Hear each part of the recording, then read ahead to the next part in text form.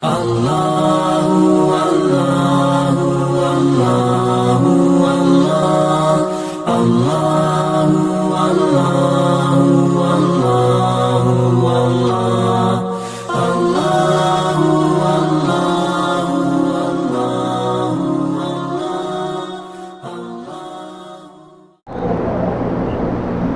لله نحمده ونستعينه ونستغفره ونؤمن به ونتوكل عليه ونعوذ بالله من شرور أنفسنا ومن سيئات أعمالنا من يهده الله فلا مضل له ومن يضلل فلا هادي له ونشهد أن لا إله إلا الله وحده لا شريك له وأشهد أن محمدا عبده ورسوله أما بعد فإن خير الحديث كتاب الله وخير الهدي هدي محمد صلى الله عليه وسلم وشر الأمور محدثاتها وكل محدثة بدعة وكل بدعة ضلالة وكل ضلالة في النار.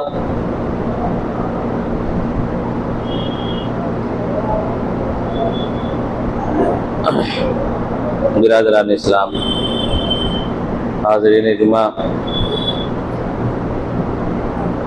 اسلامی بھائیوں، پیاری ماں اور بہنوں، ہمیں سب سے پہلے اللہ تبارک و تعالیٰ کی تعریف کرنی چاہیے جو حقیقی معنوں میں تعریف کا مستحق ہے، اور ہر حال میں اس کا شکر ادا کرنا چاہیے کہ وہ ہمارا خالق و مالک ہے، ہر قسم کی عبادت کا مستحق ہے، ہماری عزت و ذلت، ہماری امیری اور غریبی، ہماری بیماری اور شفایابی، ہماری حکومت و غلامی، ہماری موت و زندگی، سب کچھ اسی کے ہاتھوں میں ہے۔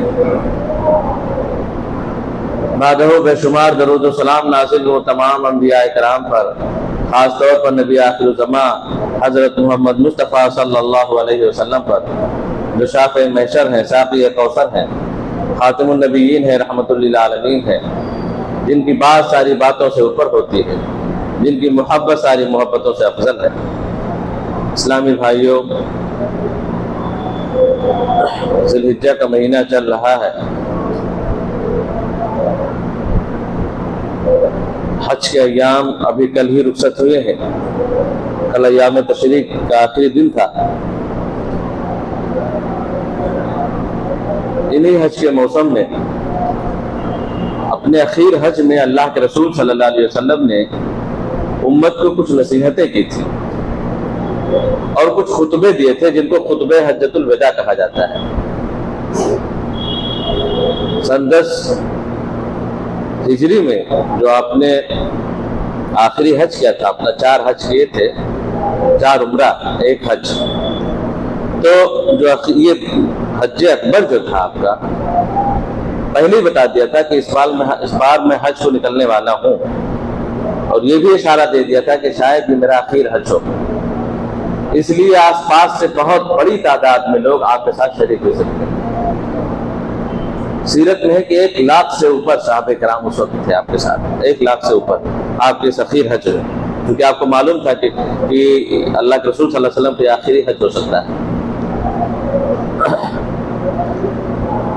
انہی حج میں عرفہ کے موقع پر مینا کے میدان میں اور مختلف مقامات پر کچھ خطبے دیے تھے۔ امت سے جدائی کا وقت تھا، اخیر وقت تھا، اس لیے کچھ اہم باتیں امت کو بتائی تھی اللہ کے رسول صلی اللہ علیہ وسلم نے۔ انہی میں سے خطبہ عرفہ کے میدان میں جو اللہ کے رسول نے دیا تھا، اسی خطبے کو آج آپ کے سامنے بیان کیا جائے گا۔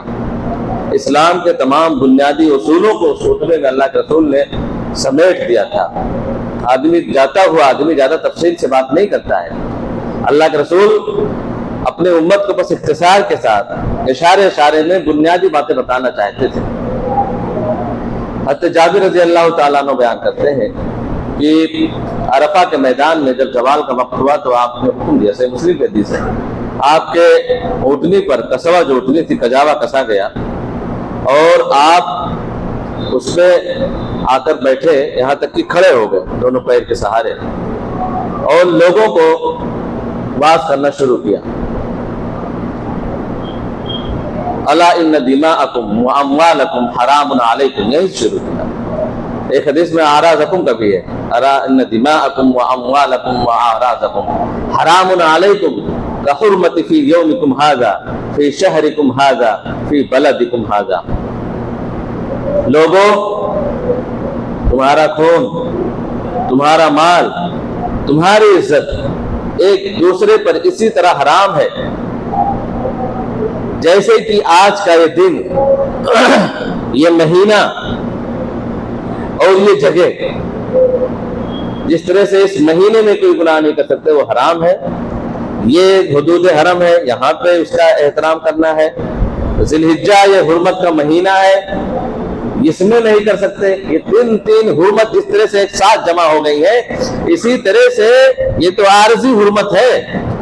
تمہارے جو عزت ہے، تمہارے جو خون ہے، تمہارے جو مال ہے، یہ ہمیشہ کے لیے، قیامت تک کے لیے ایک دوسرے کے لیے حرام کر دیے گئے۔ اب بلا کسی شرعی وجہ کے ایک دوسرے کی جان نہیں لیا جا سکتا۔ شرعی وجہ کیا ہے؟ بھائی اس نے کسی کا قتل کیا ہو، مرتد ہو گیا ہو، یا پھر شادی شدہ ہو، زنا کیا ہو اور گواہ ثبوت مل گیا ہو، یا اس نے اقرار کر لیا ہو، تو بھی دوسرے لوگ نہیں، وہ تو حاکم وقت جو خلیفہ ہوگا، سزا کا بھی اختیار اسی کو ہوگا۔ ہر آئرہ غیرہ نہیں ایک دوسرے کو بدلہ لیتا چلے، اپنا موبلجی کی کیفیت ہو جائے گی۔ وہ حکومتوں کا کیا کام رہ جائے گا؟ عدلیہ، قانون اور ان عدالتوں کا کوئی کام پھر یہ اپاہج ہو جائیں گے جب ہر کوئی آپ بدلہ لیتا پھرے۔ تو یہ حکومت کا کام ہے، خلیفہ کا کام ہے کہ اگر کوئی کسی کی عزت پہ حملہ کرتا ہے، کوئی کسی کے مال پہ حملہ کرتا ہے، کوئی کسی کے جان پہ حملہ کرتا ہے تو اس کی حفاظت کرے۔ یہ خلافت کا کام ہے، حکومت کا کام ہے۔ اگر وہ حرام صرف حرام ہی نہیں کیا کہ حرام ہے، سزا بھی رکھ دی اللہ کے رسول صلی اللہ علیہ وسلم نے پہلے ہی۔ اگر جان لیں گے تو جان، تم کسی کی جان لو گے تو جان کے بدلے جان لی جائے گی۔ ناک کاٹو گے تو ناک کاٹ لی جائے گی، کان کاٹو گے تو کان کاٹ لی جائے گی، آنکھ پھوڑو گے تو آنکھ پھوڑ دی جائے گی بدلے میں۔ جس طرح سے اس کی جان محترم ہے، جس طرح سے تمہاری جان محترم ہے، اس کی بھی جان محترم ہے۔ جان لو گے تو جان تمہاری لی جا سکتی ہے اس کے بدلے میں۔ کسی کے مال پہ ناجائز قبضہ کرو گے، چوری کرو گے تو ہاتھ کاٹ دیے جائیں گے۔ یہ سزا بھی تجویز کر دی۔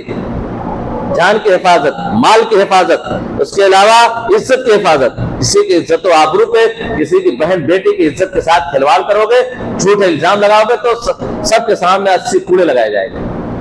یہ وہی پابندیاں ہیں عزت و مال کی حفاظت کے لیے۔ کحرمت فی یومکم ھذا فی شہرکم ھذا فی بلدکم ھذا۔ جس طرح سے یہ ساری چیزیں حرمت کے قابل ہیں، اس طرح سے تمہاری آپس میں ایک دوسرے کی جان، ایک دوسرے کے مال، ایک دوسرے کی عزت، احترام کے لائق ہے۔ سنو، کل شیء من امر الجاہلیت تحت قدمی موضوع۔ جاہلیت کے زمانے، جاہلیت کی جتنی چیزیں ہیں آج میرے پیروں تلے ہیں، میں انہیں روکتا ہوں، اب ان کی کوئی اہمیت نہیں ہے۔ چاہے باپ دادا کے رسم و رواج ہو، چاہے وہ شہری اور ملکی کلچر ہو، یا پھر کوئی اور چیز ہو۔ اسلام کے آ جانے کے بعد، اسلام کے پہلے کے زمانے کو لوگ زمانے جاہلیت سے تعبیر کرتے ہیں۔ کل شیء من امر الجاہلیت تحت قدمی موضوع۔ سب میرے پیروں تلے ہیں، اب ان کی کوئی اہمیت نہیں، نہ ان کا پاس و لحاظ رکھا جائے گا۔ جہاں اسلام ہوگا وہاں جاہلیت کی باتیں نہیں ہوں گی۔ اسلام ایک نور، ایک اجالے اور ایک حق کی شکل میں آ گیا ہے۔ اب جاہلیت کی باتیں چھوڑو، جاہلیت کے کام چھوڑو، اب ان کی کوئی ضرورت نہیں ہے۔ اور اس کے بعد اللہ کے رسول صلی اللہ علیہ وسلم نے نمونے کے طور پہ 2 عملی اقدام بھی کیا۔ صرف فیصلہ سنایا نہیں، 2 عملی اقدام بھی کیا۔ کہا دیکھو، زمانے جاہلیت کے جتنے بھی خون تھے، اب ان کا قصاص اسلام کے زمانے میں نہیں لیا جائے گا، اور میں اپنے گھر سے شروعات کرتا ہوں۔ سب سے پہلا خون تو میں خود ہی معاف کرتا ہوں، عباس ابن عبد المطلب نہیں، ابن ربیعہ بن حارث کا۔ یہ اللہ کے رسول صلی اللہ علیہ وسلم کے خاندان سے تھے۔ بنی سعد میں یہ پرورش پا رہے تھے، عربوں میں چھوٹے چھوٹے بچے تھے تو کہیں پہ وہ دیہات میں چھوڑ کے آ جاتے تھے تاکہ وہ مضبوط بھی ہو جائیں کاٹ کر کے۔ اور یہ ہے کہ عربی زبان جو فصیح زبان ہے وہ دیہات میں ملتی ہے، شہر میں نہیں، وہ سیکھ بھی جائیں گے۔ اسی مقصد سے اللہ کے رسول صلی اللہ علیہ وسلم کے یہ خاندان کا بچہ ابن ربیعہ بن حارث یہ پل رہے تھے۔ بنی سعد ایک قبیلہ تھا وہاں پہ، خزیل قبیلہ ایک تھا، اس نے اس کو قتل کر دیا تھا بچے کو۔ تو اللہ کے رسول نے وہاں سے شروعات کی. اب زمانے جاہلیت کے جتنے خون ہیں سب رائگاں کیے جاتے ہیں.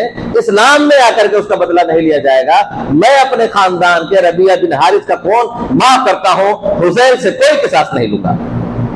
اسی طرح سے زمانے جتنے سود ہیں سارے سود رائگاں کیے جاتے ہیں. سود کا کاروبار ختم کیا جاتا ہے, حرام کیا جاتا ہے.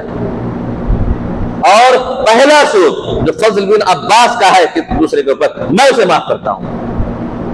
میں اپنے خاندان کا سود کسی کے اوپر تھا, میں اس کو رائگاں کرتا ہوں کہ اب وہ پیسہ نہیں لیا جائے گا. عملی نمونہ بھی پیش کیا, اپنے سے شروعات کی, تاکہ لوگ خالی یہ نہ کہیں خالی باتیں بناتے. ہوتا نا آدمی صرف لوگوں کو سمجھاتا پھرے, اپنے اوپر اپنا خود نہ رکے کسی چیز سے, اپنے گھر والوں کو نہ روکے, تو اس کی دعوت میں اثر نہیں ہوتا. یہ خالی دوسروں کو لیکچر دیتا رہتا ہے, خود کچھ نہیں کرتا.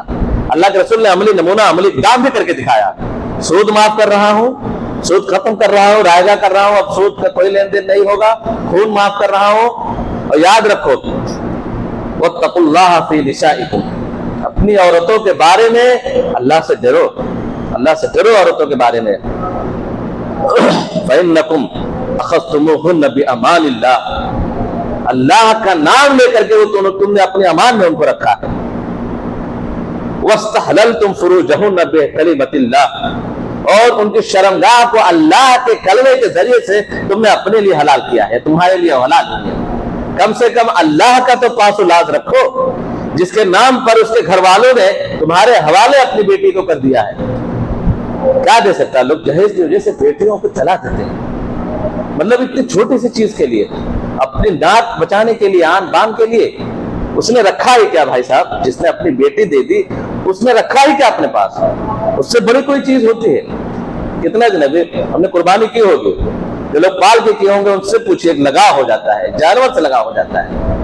10-15 دن 20 دن میں آدمی کے ہاتھ کاٹتے ہیں چھری چلاتے ہوئے, وہاں سے ہٹ جاتا ہے.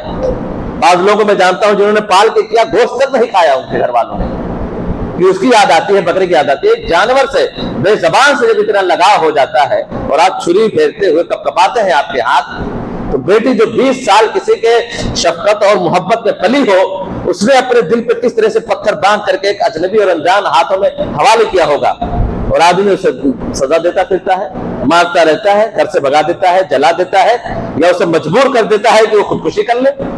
یہ سب ہوتے ہیں اسلام کے نام پر. اللہ کا نام لے کر کے تم نے اسے اپنا بنایا ہے. اخذتموہن بأمان اللہ, عورتوں کے سلسلے میں ڈرو, یہ صنف نازک ہے, دبی کچلی مخلوق ہے, بڑی مظلوم ہے. زمانے جاہلیت سے پہلے بھی اس کے اوپر مختلف قسم کے ظلم رکھے گئے. اب اسلام آ جانے کے بعد تو کم سے کم اس پہ رحم کرو, کم سے کم اس کا حق دو, اس کی وفاداری کا صلہ دو. گھر بار چھوڑ کر کے, سب کچھ ساری دنیا چھوڑ کر کے اگر آپ کے لیے آئی ہے تو اس کے خاطر خیال رکھو. اخذتموہن بأمان اللہ, اللہ کے نام پر تم نے اپنے اس میں رکھا ہے, اللہ کے کلمے کے ذریعے سے نکاح میں تم نے حلال کیا ہے اس کی شرمگاہ کو. اللہ کا خیال کرو, ان سے ڈرو. حقوق بھی اللہ کے رسول صلی اللہ علیہ وسلم بتلائے, وَلَكُمْ عَلَيْهِنَّ أَلَّا يُؤْتِينَ فُرُشَكُمْ مَنْ تَكْرَهُونَهُ, ان کے اوپر تمہارے لیے جو ذمہ داری ہے وہ یہ ہے کہ وہ اپنے بستروں کو ان لوگوں سے نہ رونے دے جن کو تم ناپسند کرتے ہو. مطلب وہ ساری چیزیں ہوں گی, اپنے پاس نہ آنے دیں, ان سے باتیں نہ کریں, تنہائی میں ان سے نہ ملیں, ان کے سامنے بے پردہ نہ ہو. شوہر جن کا گھر میں آنا جانا پسند نہیں کرتا, چاہے وہ لڑکی کے یا بیوی کے رشتہ دار ہی کیوں نہ ہو, اگر شوہر کو پسند نہیں ہے کہ یہ لوگ آئیں, ایک تو ہے جن سے نکاح ہو سکتا ہے, وہ رشتہ دار جن سے نکاح ہو سکتا ہے ان کا تو آنا یا ان سے ملنا ویسے بھی حرام ہے, چاہے شوہر پسند کرے یا نہ کرے. شوہر اگر چاہتا بھی ہے کہ اس کے گھر والے ہیں, اس کے بھائی, اس کے بھتیجے ہیں, وہ آئیں اور ہمارے گھر میں بیٹھے ہیں اور بیوی بیٹھی رہے سامنے, وہ تھوڑا روشن خیالی دکھاتا ہے کہ بیوی پردہ نہ کرے, ہمارا چھوٹا بھائی ہے, چچا ہے, یا پھوپھی زاد بھائی ہے, ماموں زاد بھائی ہے, تو بھی بیوی کو چاہیے کہ ان کے سامنے نہ, چاہے شوہر ناراض ہو جائے, اس لیے کہ وہاں نافرمانی ہو رہی ہے. جن سے نکاح اس کا ہو سکتا ہے ان سے پردہ ضروری ہے, بے پردگی حرام ہے. وہاں اگر شوہر پسند بھی کرے کہ یہ لوگ میرے گھر میں آئے تو بیوی منع کر سکتی, چاہے شوہر منع کرے یا نہ کرے. لیکن اگر کوئی رشتہ دار ایسے ہیں جن سے نکاح نہیں ہو سکتا, نکاح حرام ہے, پھر بھی ان کی حرکتوں کی وجہ سے, ان کی عادتوں کی وجہ سے, ان کے کسی اور چیز کی وجہ سے شوہر کو اگر پسند نہیں کہ لوگ میرے گھر بار بار آئے کسی بہانے سے, चाहे वो बीवी के रिश्तेदार हो, बीवी चाहती है कि आए हमारे रिश्तेदार है, तो बीवी को शौहर की मर्जी और मिजाज का वहां ख्याल रखना होगा। जहां तुम पसंद करते हो कि तुम्हारे घर में कोई आए, वहां बीवी को चाहिए कि वैसे लोगों को अपने घरों में ना आने दे, अपने पास ना आने दे। आगे की बात तो दूर की बात है, बहुत सख्त इस्लाम ने इन चीजें पाबंदियां लगाई हुई इज्जत और की हिफाजत के लिए। लोग शुरू में चूक कर जाते हैं, फिर बाद में खुद को कोसते हैं या फिर बीवी को कोसते हैं कि ये ऐसी है ऐसी है। माहौल वो देते हैं, शैतान को बीच में आने का मौका वो देते हैं। अपने करीबी रिश्तेदारों को, शौहर के करीबी रिश्तेदार से पर्दा आई नहीं, मौत कहा गया। जबकि अलहम देवर को नहीं कहते, लोग खामखा देवर का तर्जुमा करते हैं। अलहम का मतलब होता है जब अल्लाह के रसूल ने पर्दे के अहकाम बताए और तो लोगों ने कहा कि अल्लाह के रसूल हम के बारे में आपका क्या ख्याल है। हम मतलब शौहर के करीबी रिश्तेदार जिनका आना जाना लगा रहता है, वो भाई उनका घर है, उनका फैमिली है, आना जाना लगा, उनके बारे में क्या ख्याल है आपका? उनको आ जा सकते हैं?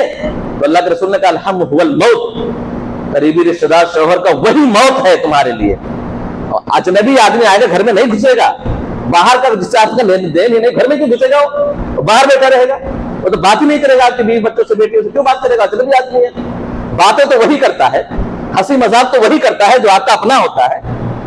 वो जो आता जाता रहता है, वही बीच में जब दो होते हैं तीसरा शैतान होता है, वही जब कदम फिसलते हैं और शैतान अपना काम कर देता है, फिर बाद में सर झुकाए फिरते हैं, खुद को कोसते हुए बीवी को कोसते फिरते हैं, मौका खुद देते हैं। शौहर घर का मुखिया है, उसकी जिम्मेदारी है कि वो महफूज माहौल फराहम करे। कितना सख्त इस्लाम ने अपना है। आम हालत में औरतों को, बीवियों को, बेटियों को हुक्म है, घर की औरतों को, कि नर्म लहजे से बात करें, किसी से सवाब का काम है वो अपने लोगों से। लेकिन जब कोई आए, रिश्तेदार आए जिससे उसका निकाह हो सकता है, शौहर की मौजूदगी में या गैर मौजूदगी में आए, तो सख्त लहजे में बात करना वहां सवाब का काम है। इतनी सख्त पाबंदी देखी। आम हालत में नर्म लहजे में, गुफ्तगू में लचक होनी चाहिए, वहां सवाब है। लेकिन यहाँ पे औरत का जब मामला आता है, इज्जत की जब बात आती है, तो इस्लाम ने कहा वहां सख्त लहजे में बात करो, कड़क लहजे में बात करो, सामने वाला नाराज हो जाए, लेकिन तुम्हें सवाब मिलेगा। इसलिए कि वहां हुक्म है अल्लाह का, सख्त लहजे में बात करो और उसकी वजह बता दी, ताकि जिसके दिल में कोई रोग हो वो बार बार न पलट जाए किसी बहाने से, भाभी ये दे दो, भाभी वो दे दो, भाभी ये दे दो, किसी बहाने से पलट के ना आए। ऐसे लोग जो शौहर घर के नहीं होता, तभी किसी न किसी बहाने से आते हैं। बहुत वाज़ेह अल्फाज में चीजें कहनी इसलिए पड़ रही है कि ये सब आंखों से देखी जा रही थी। हर कोई महसूस कर रहा है कि ये चीजें जिसको हम नजरअंदाज करें, इस्लाम की नजर में ये हराम है सारी चीजें। तो उन पे शौहरों, उन पर तुम्हारा हक ये है तुम्हारे लिए कि वो अपने बिस्तरों पर या अपने पास ऐसे लोगों को ना आने दे जिनको तुम पसंद नहीं करते। और क्या हक है कि तुम्हारे गैर मौजूदगी में तुम्हारी इज्जत की हिफाजत करे, तुम्हारे माल की हिफाजत करे। अगर तुमने कमा के कुछ दिया है तो उसकी हिफाजत करे, दोनों हाथों से लुटाते न चली जाए कि कल को शौहर को जरूर, शौहर ने किस खून पसीने से, किस मेहनत से कमा के ला करके अगर तुम्हारे हाथों में दिया है कि घर चलाना है, तो तुम उसका ख्याल रखो, पैसे न लुटा दो दोनों हाथों से, उसकी इज्जत का ख्याल करो। तुम सिर्फ बीवी नहीं हो, उसके सर का ताज हो, उसकी इज्जत हो, उसके मान और सम्मान हो, उसकी पगड़ी उतर जाती है, उसका सर झुक जाता है। अगर बीवी या उसकी बेटी या उसकी बहन या उसके घर की कोई भी औरत अगर कोई गलत हरकत करती है, तो पूरे शौहर के साथ साथ पूरे खानदान का सर झुक जाता है। मर्द की शान में उस वक्त जो है बहुत कमी वाक़ हो जाती है। इसी वजह से हुक्म हुआ कि उनके इज्जत व आबरू की भी गैर मौजूदगी में हिफाजत करनी है। वो तो रहेगा तो करेगा। और फिर शौहरों से कहा वालैकुम वलहुन्ना अलैकुम रिज़्क़ुहुन्ना व किस्वतुहुन्ना बिल मारूफ, और तुम्हारे ऊपर उनके लिए जिम्मेदारी ये है कि तुम उनको कमा के दो, उनका पेट भरो, उनका तन ढको, उनको खिलाना पिलाना, उनको पहनाना ये तुम्हारी जिम्मेदारी है, तुम्हारी जिम्मेदारी है। कहीं से भी लाओ, जो खाओ वो खिलाओ, जो पहनो वो पहनाओ। और ऐसा है जो बीवियां अच्छी होती हैं, शौहरों की इज्जत करती हैं, फर्मा बरदार होती हैं, उनकी अदाएं महबूब होती हैं, तो शौहर उनके लिए जान तक देने के लिए तैयार हो जाता है। जान हालांकि किसी और के लिए नहीं दी जा सकती। ये मतलब ये है कि वो हद से ज्यादा उनका ख्याल रखता है। बस उसे एहसास हो जाए कि मेरी इज्जतदार बीवी है, मेरी इज्जत व आबरू की हिफाजत करती है, मेरे पैसे की कदर करती है, मेरी फर्मा बरदार है। वो खुद भूखा रह लेगा, बीवी बच्चों को भूखा नहीं रहने देगा। खुद से बेहतर पहनाने की कोशिश करता है, खुद से बेहतर खिलाने की कोशिश करता है। ये कब होगा? जब बीवी उसका हक अदा करेगी। और ना भी अदा करे तो शौहर अपनी तरफ से जिम्मेदारी अदा करते रहे। उनको अच्छा खिलाना, उनको अच्छा पहलाना ये जिम्मेदारी है। और एक जिम्मेदारी मुश्तरका है। अल्लाह के रसूल सल्लल्लाहु अलैहि वसल्लम, अल्लाह तबारक व तआला ने कुरान में दोनों की एक मुश्तरका जिम्मेदारी बता दी मियां बीवी की। अलग अलग जिम्मेदारी बताने के बाद अल्लाह ने अलग से हुन्ना लिबासुल लकुम व अंतुम लिबासुल लहुन, तुम उनके लिए लिबास हो, वो तुम्हारे लिए लिबास है। ये मैं निकाह वगैरह में कोट करता हूँ मैं आयत, इसमें बड़ी हिकमत है। जो मियाँ बीवी की एक साथ दोनों की एक जिम्मेदारी बता दी गई कि ऐ बीवियों तुम अपने शौहरों का कपड़ा हो, और ऐ शौहरों तुम भी अपनी बीवियों के कपड़े हो, लिबास हो। अब लिबास में मुख्तिसार के साथ में 2-3 बातें बयान कर दूं कि लिबास इतना करीब की मिसाल अल्लाह तबारक व तआला ने बेमतलब नहीं दिया, इसकी एक हिकमत है। कई इसमें बातें हैं लेकिन 2-3 चीजें बताता हूं मैं। लिबास की मिसाल देने का एक फायदा यह है कि लिबास का काम क्या है। लिबास का काम यह है, पहला काम यह है कि सतर ढाकना, ऐब छिपाना, जो ढकने वाली चीजें हैं उनको ढकना, ये कपड़े के सतर का लिबास का काम है, सतर पोशी।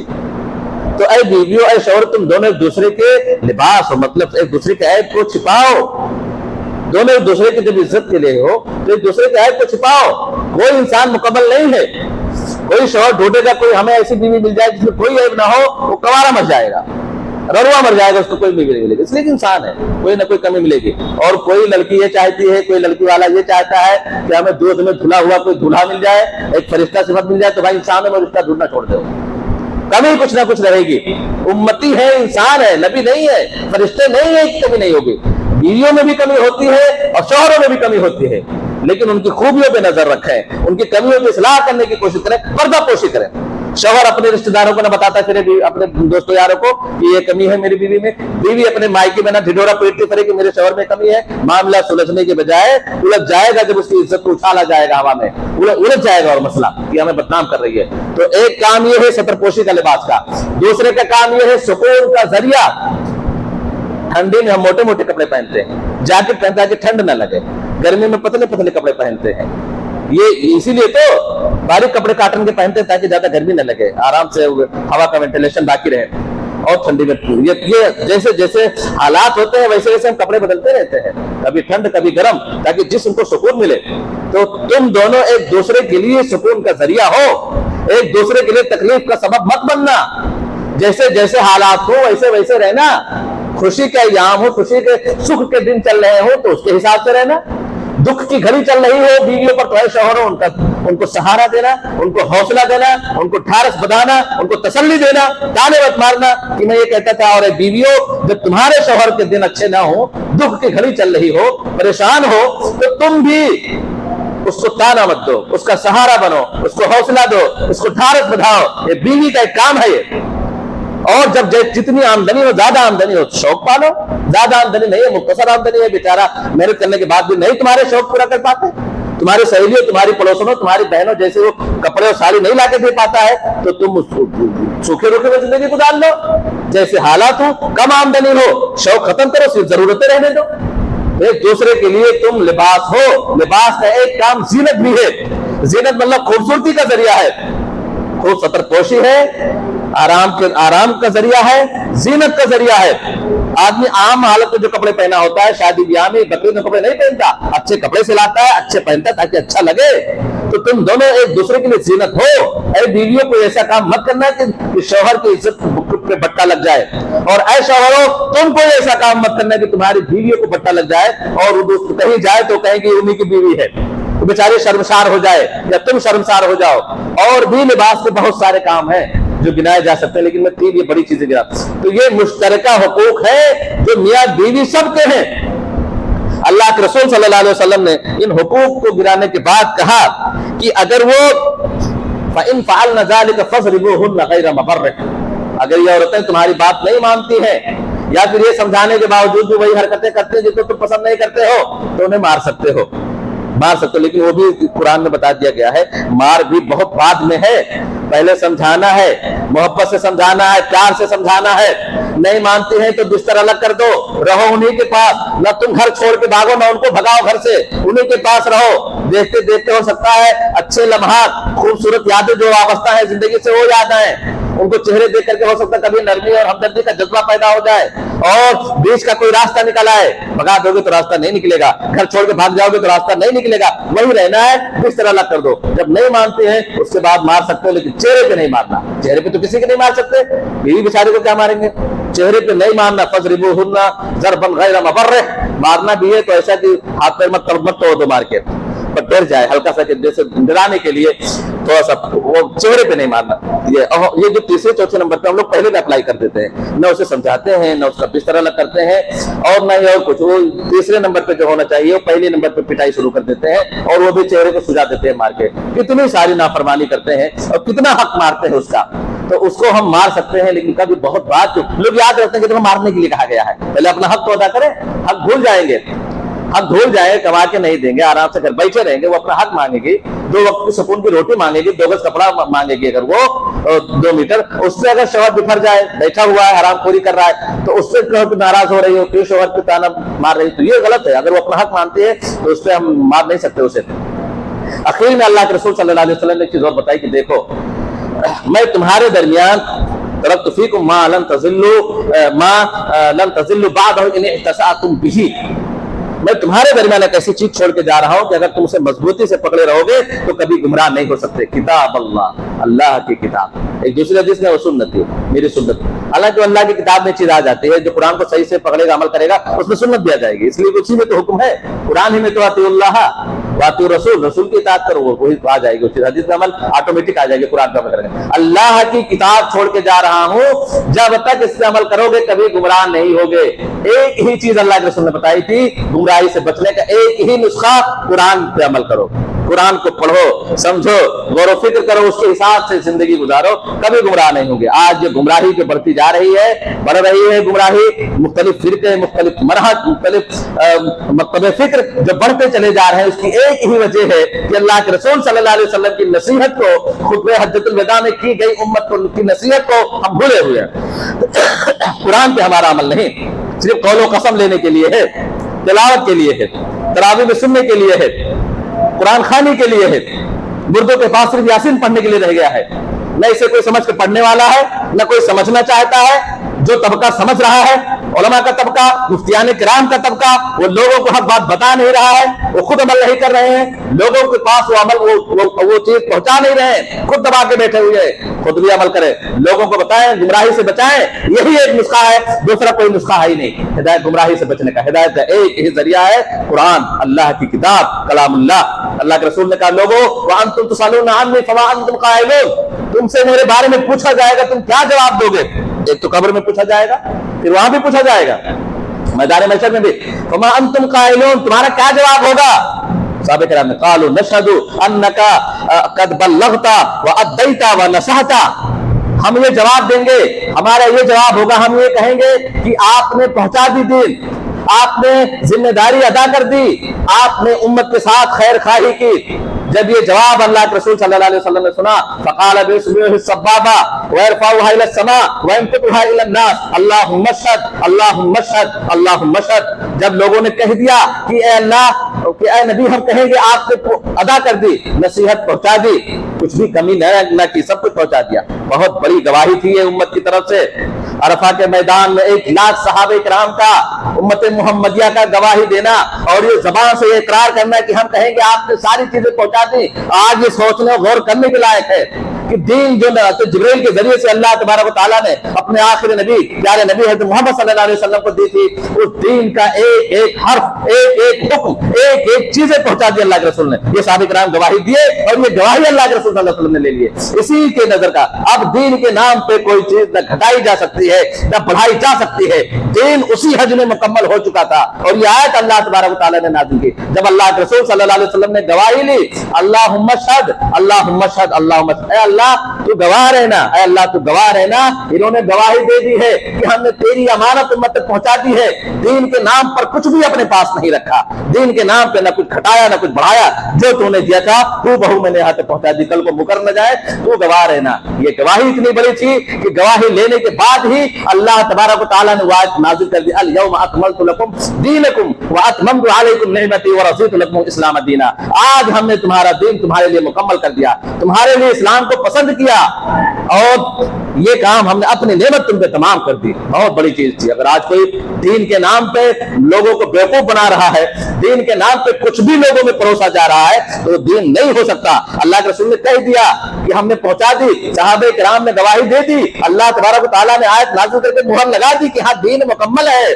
دین بھیجنا, دین کا نازل کرنا یہ اللہ تبارک و تعالیٰ کا کام ہے. ایرا گہرا دین نہیں بنا سکتا, ایرا گہرا دین نہیں بتا سکتا کہ یہ دین ہے, یہ دین نہیں ہے. دین وہی ہے جس میں محمد صلی اللہ علیہ وسلم کی مہر لگی ہوئی ہو, باقی کوئی چیز دین نہیں ہے. ان باریکیوں کو اگر ہم سمجھ گئے تو بدعات و خرافات سے بچ جائیں گے. اسلام کی اصلی شکل بکھر کر ہمارے سامنے آ جائے گی, ورنہ انہی چیزوں میں لپٹی پپٹی رہے گی اور ہم سمجھ نہیں پائیں گے اصلی اسلام کیا ہے, نقل اسلام کیا ہے. اللہ تبارک و تعالیٰ سے دعا ہے کہ بار الہ ہم تمام مسلمانوں کو اللہ کے رسول صلی اللہ علیہ وسلم نے اپنے اخیر حج میں, اس خطبہ حجۃ الوداع کے خطبے میں جو نصیحتیں کی تھی امت کو, ہم اور آپ اس کو سمجھیں, اس پر عمل کریں اور اپنی زندگی میں اس کو لانے کی کوشش کریں. آمین. بارک اللہ لنا ولکم فی القرآن ونفعنی وإیاکم بالآیات والذکر الحکیم انہ تعالی جواد کریم ملک الرؤوف الرحیم.